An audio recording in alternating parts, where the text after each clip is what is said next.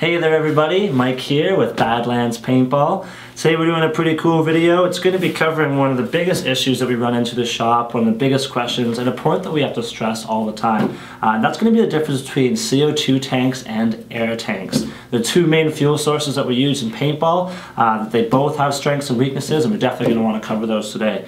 So starting with the CO2 tank here, you can tell the difference between the CO2 and the air visually from whether or not they have a regulator or just a regular bonnet on top. So our CO2 tank on this side here has just a classic bonnet with your threads on there. The Guardian air tank is going to have the gauge on here, all the other pieces that come together with the regulator. So the CO2 tank on this side, right off the bat, you're going to find it is pretty lightweight, which is fantastic. Definitely lightweight out of the box. Let's do to the less weight that's coming along with the regulator here. Now keep in mind, as you fill up the CO2 tank, the CO2, the liquid CO2 that goes into it is going to have a certain weight to it. That's actually how we tell how full your CO2 tank is.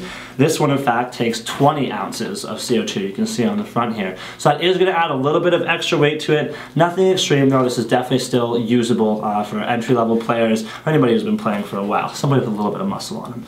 So the CO2 tank, they tend to be about the same size as your air tanks overall, and they tend to shoot approximately the same amount of shots out of them as well. We usually say around that 500 shot range for the CO2 tanks. Now, where the CO2 tanks start to have some issues is not having the regulator system. So they do push out 500 shots, but every time you take a shot, the liquid CO2 in the tank is going to get a little bit lower, and that's what actually regulates the outputting pressure out of that tank, exactly how much force you can get out of it. So in other words, the more you shoot, the lower velocity you're going to get as you continue to shoot. This can be an issue because with CO2 tanks, you actually have to pay a significant amount of money depending on where you play for those fills too. So if you have to pay to fill this guy up, you shoot through it and more than halfway through or a little bit past halfway through your shots really start to drop, you're going to want to refill it again, and unfortunately you got to dump out that CO2 and pay to fill it back up. So as much as these guys tend to be a more inexpensive route out of the box, fills usually cost money. You can't get quite the same consistency out of the tank as you can with a regulated system. And that's where we can move on to our air tank here. In terms of regulation, this is where you really get a lot of quality. A lot of your accuracy in paintball is going to come from how well regulated your air system is. If you're using the same amount of air to shoot each paintball, they're going to be landing a lot closer to the same spot.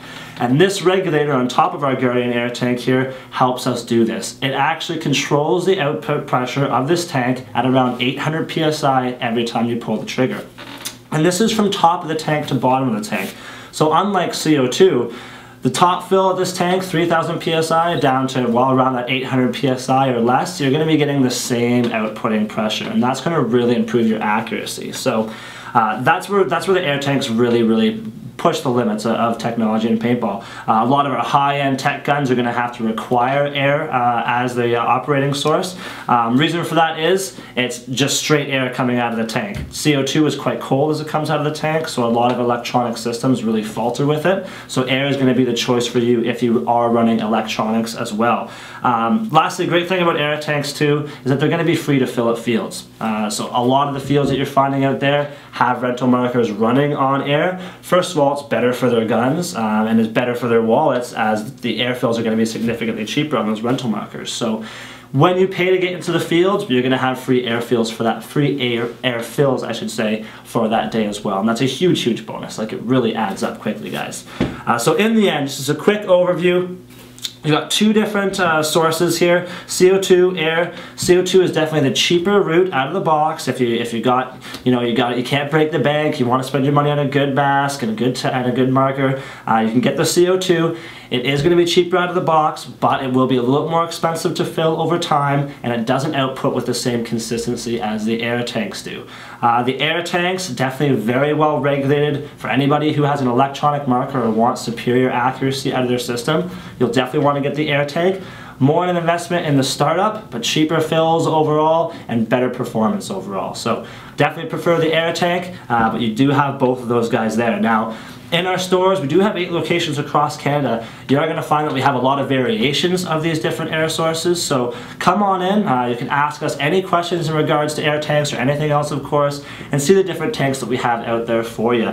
Follow us on Facebook and Twitter as well, guys. Check out badlandspaintball.com. That's where you can also see all of our tanks. If you guys have any questions or concerns, give us a shout, come into the shop, or post up and comment below. So take care, guys. Air, CO2.